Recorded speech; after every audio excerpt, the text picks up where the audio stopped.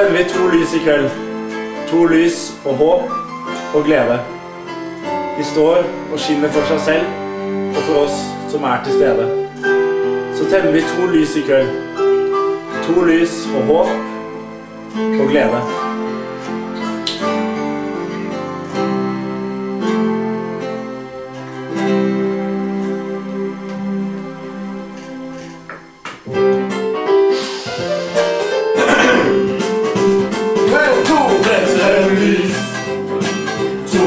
Skal skinne for kjærlighet og tro, for den som viser omsorg og alltid bygger ro. Må fanget få sin frihet og flyktninger et hjem.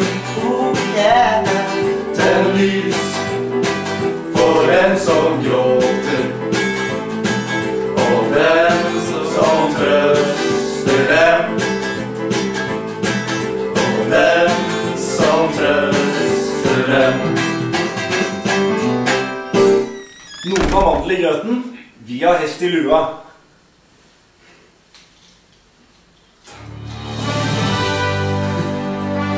Gratulerer, Magnus.